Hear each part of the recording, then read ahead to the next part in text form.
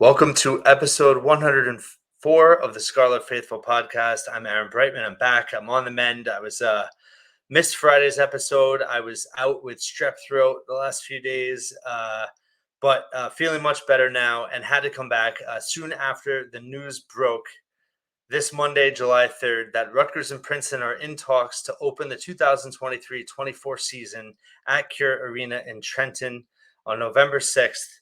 And it would be an amazing thing. Obviously, I've talked about it a lot that I wish they would play again. It's been 10 years since 2013 when Eddie Jordan ended the series. They series that began in 1917. They've met 110 times. Princeton has a sizable advantage, 75-45. Uh, so I think was I math wrong there? No, that's 120 times. Excuse me. They met multiple times, back in the day. But obviously a long time coming. Mitch Henderson, Steve Peichel coming together here.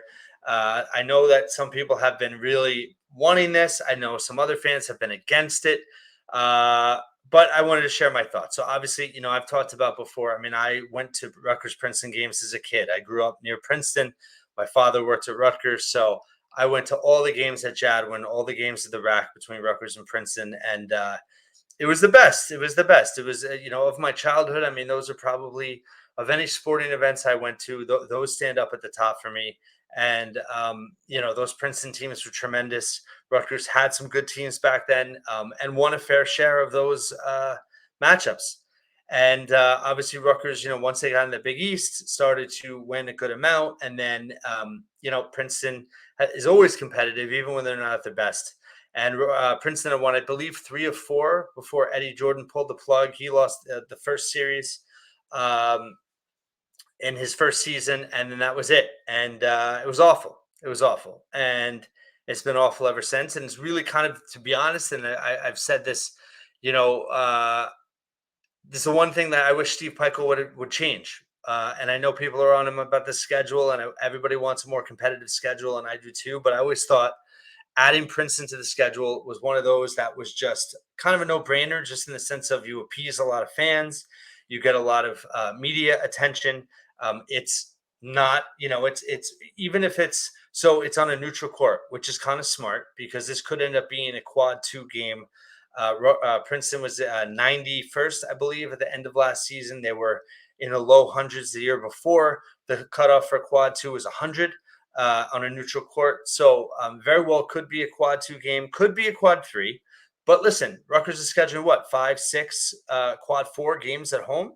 So it's a neutral court, which counts differently in the quad standings in terms of your record on a road neutral, right? The committee looks at that as a separate stat, not just non-conference, but they look at road neutral record.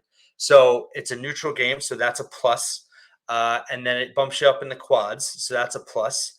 And then obviously, like I said, the media attention, the hype with fans, Princeton coming off a Sweet 16, and not to mention, it's a quality opponent. Whatever the quad is, whatever the net ranking is at the time, Princeton is a tough game, and Rutgers Princeton will always be a battle. Very similarly to Rutgers Seton Hall, when regardless of how good the teams are, it's always a battle.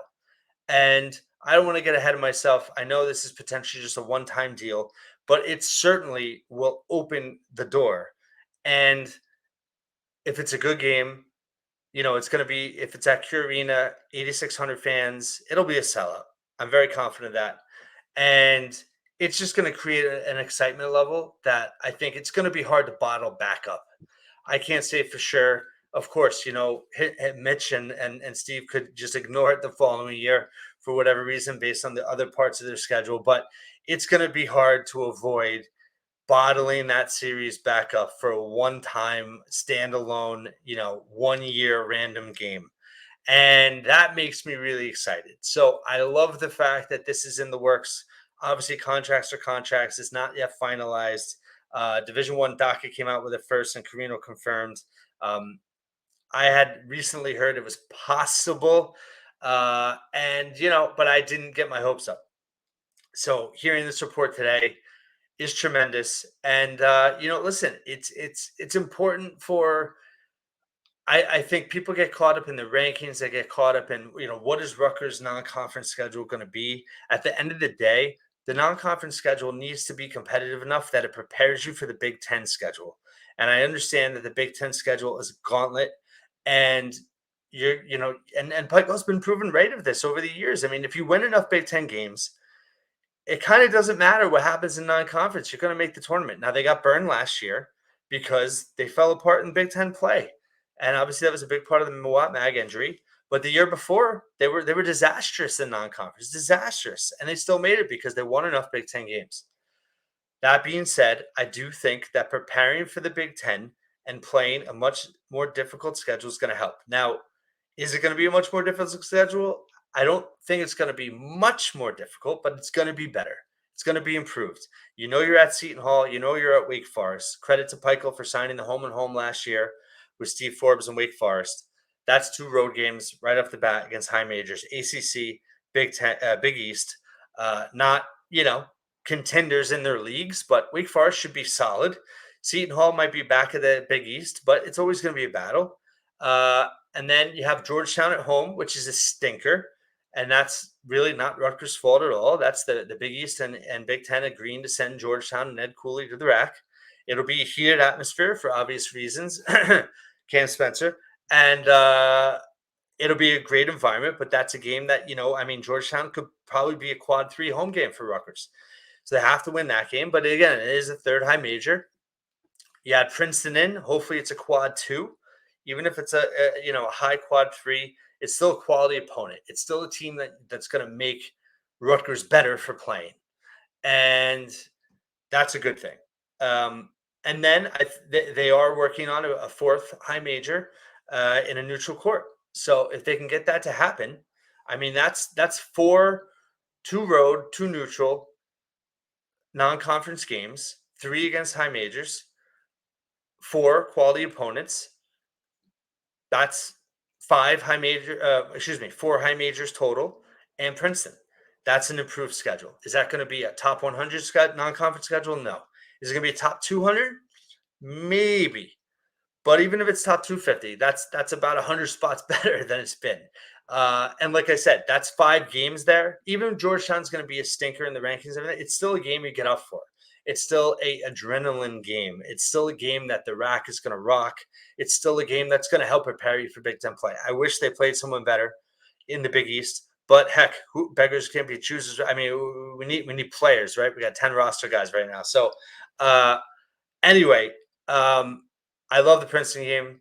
I think it'll be a great game. Obviously, they've lost probably 2 of their best players. Tosin, and I'm going to butcher his last name, so I'm not even going to try, but Tosin's in the NBA now. And then the kid that transferred to Longborg transferred to Northwestern. He's going to be good. But they have Caden Pierce back, who's really good. They have a couple other starters. I think they have five or six of the rotational guys from last year back. So it's not going to be, a new Princeton team. It's still going to be a lot of the guys that were in the Sweet 16 on the floor that night. So it's going to be a really competitive game. And Rutgers is getting better than non-conference. I think Steve Pikel's addressing it. I hope that this 4th high major comes through. Again, on a neutral court. The Barclays rumor, that's not happening. There's been some other talks of some other games out of state. I don't believe those are happening. But I do think it's going to be a local game, and I think it's going to be against a high major. So whatever happens there, that would be, 5 solid games. They also, they're playing Boston University, I believe, in the non-conference at home that, Jones coached the Yale coach's brother is the coach at BU. That's a quality, be a quad 4 game, but still a quality low major team. So I do believe the non-conference schedule is going to be better. I don't think you can jump to conclusions even, until it's final and announced, it's all speculation that's not going to be better. It's, the Rutgers is putting, ideas out there and then they're not going to happen. This one's out there. This one, from what it sounds like, is in the contract phase. I think now with the public pressure out there, it's got to happen. And I hopefully, like I said, that 4th high major comes through, and that's an improved non-conference schedule. But this Princeton game is everything. I know, some of the maybe younger fans don't understand it or think it's a slog or unnecessary, but I grew up. Princeton was the rivalry. It wasn't Seton Hall. It wasn't Seton Hall until they joined the Big East. I love both. Hey, let's play both every year. I'm all for it. Those games will go, and the beauty of those games is that whether those teams are good or not, they're going to prepare you for the Big Ten. They're going to prepare you for big games because those are big game atmospheres, regardless of the record. And history matters, tradition matters, and Rutgers-Princeton, it matters to a lot of people, and it matters to me, and I hope it matters to you. And I'm thrilled that it's really close to happening once again. Thank you for listening and watching once again here at the Scarlet Faithful podcast. I'll be back this week. I have something planned for July 4th. I think you'll like it. And continue to read. I'm writing a bunch of articles this week as well. I have some stuff on the 24 class out right now. And continue to read the scarletfaithful.com. And hope you enjoy the 4th. And I'll be back tomorrow.